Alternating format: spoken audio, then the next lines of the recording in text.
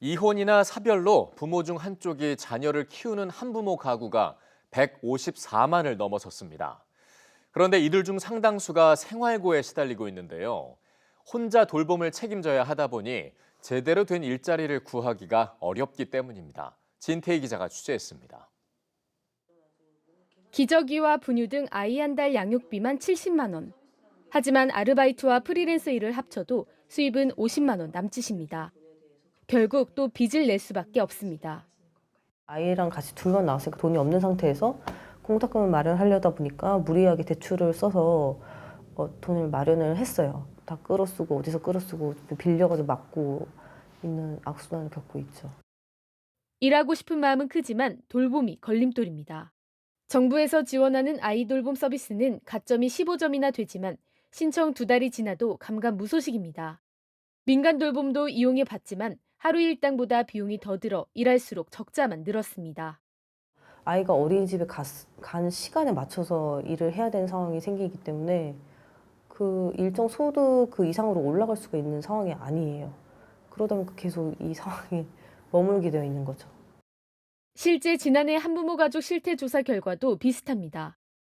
한부모 가구 평균 부채는 4,720만 원, 2018년보다 3배 넘게 증가했습니다.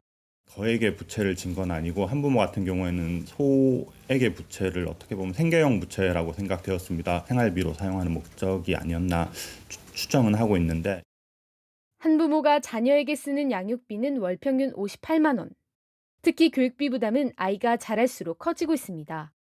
10명 가운데 7명은 상대 부모에게 양육비조차 받지 못하는 상황. 그런데 설상가상으로 좋은 일자리를 구하는 건 더 어렵습니다. 한부모의 31%는 임시 일용직, 59%는 구인 이하 소규모 사업장에서 일하고 있습니다. 평균 근로소득은 244만 원으로 전체 근로자보다 22% 낮습니다. 이처럼 저임금 저숙련 일자리에 몰리는 가장 큰 이유는 돌봄 공백입니다. 아이를 맡길 곳이 없다 보니 불안정한 아르바이트에 내몰리는 겁니다. 정부가 한부모 가구의 돌봄 우선순위를 두고 있지만 수요가 많아 실질적 혜택은 받기 어렵습니다. 사실은 한부모 가족을 위해서 이제 어떤 별도의 사업 체계나 별도의 아이돌봄 서비스 체계를 구축하는 건 사실은 조금 어렵고요. 현장에선 기존 대책의 반복을 넘어서 돌봄 지원과 일자리 질 개선이 함께 이뤄져야 한다고 강조합니다.